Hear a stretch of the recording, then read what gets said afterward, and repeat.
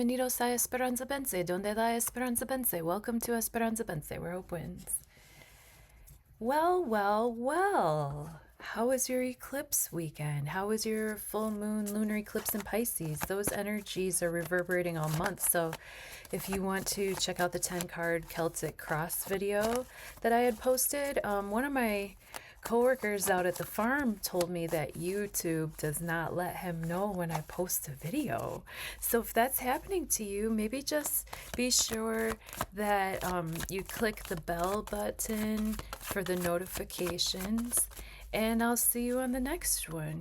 Thank you. If these videos resonate with you and you want to tell your friends, we'd love to have them over here so that we can practice fine-tuning our free will and intuition together. Our jumper is the moon card. Our jumper is the moon card. Speaking of the moon, dead ass. Oh my gosh, I love this. I love it when like the gates are open and all we have to do is walk through.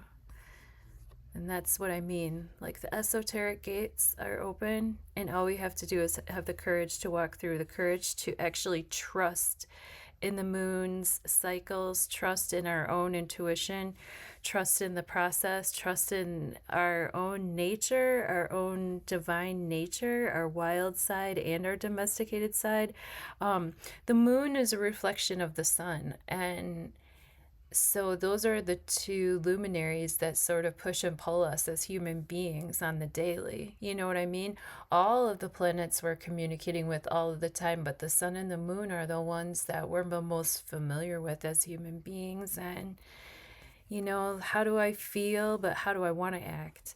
What's coming up from the depths that I might be a little bit freaked out about or grossed out about? What's like in the shadows? What's in the darkness that other people can't see?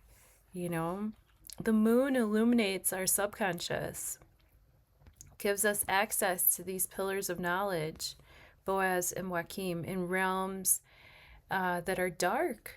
You know what I'm saying? So, yay. So the moon is going to flavor our 3-card quick hit tarot today. Thanks so much for being here. And I will pray over these cards since we got our jumper card. Then we start to pray and then I'll pull the reading, all right?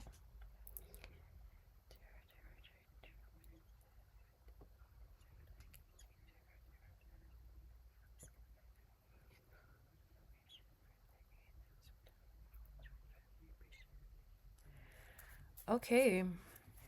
September 8th, 2025. Near past, present tense, near future. And here we go. On this moon day, I love it when the cards just speak to me real literal. They're like, you know what? We're gonna make it easy on you today, Esperanza. Near past, Emperor reversed. Present tense, High Priestess reversed. And the near future, 7 of Swords reversed. Wow. With the Emperor and the High Priestess working together, this is very interesting. Emperor reversed, I'm reading this as Mars in Libra kind of energy, uncomfortable.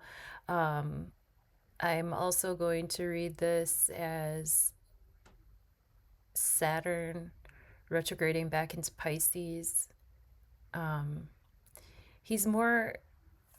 He was in Aries, Saturn, and that's a powerful position.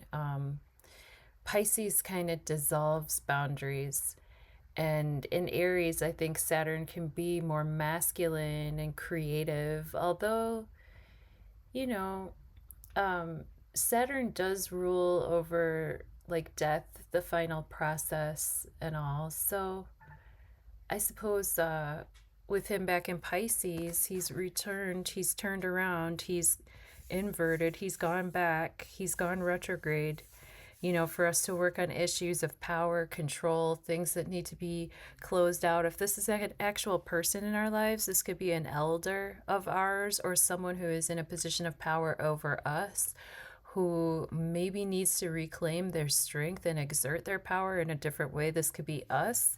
needing to reclaim our strength and exert our voice and exert our willpower in a different way. Maybe we need to trust our intuition better, because here with the High Priestess reversed, you know, this is us needing to take that seat.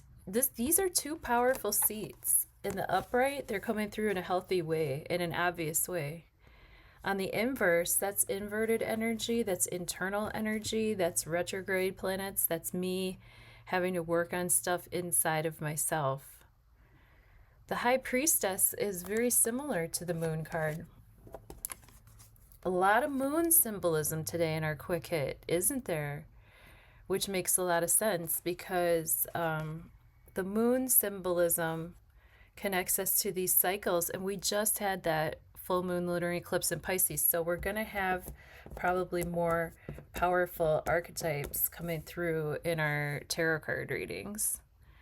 The High Priestess has the pillars of knowledge too, Boaz and Joachim, see?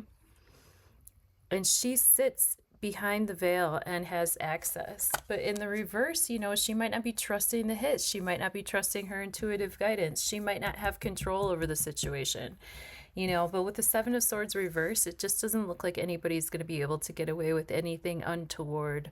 Seven of Swords upright means getting out in just the nick of time, you know, grabbing what you can and going, doing a short sale, getting in and out on a day trade, stuff like that. But here, there's going to be some rethinking. If anything has been shady in the past, if anything was brought up during this lunar eclipse that's like icky, that gives us icky thoughts, that gives us icky feelings about people lying, stealing, cheating, or if we were trying to get out of a loophole or something like that, that's going to come through really clear for us to have to handle and clean up during this Virgo season. So yeah, today our Quick Hits Tarot is really still focused on that moon energy, and let's focus on like taking control over, because see, here's the thing, when it's eclipse season, we are upside down.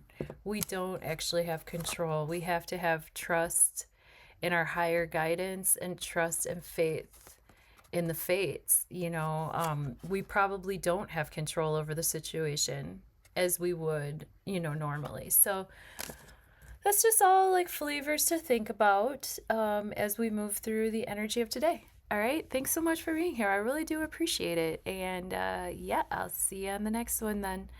Love you. Bye-bye.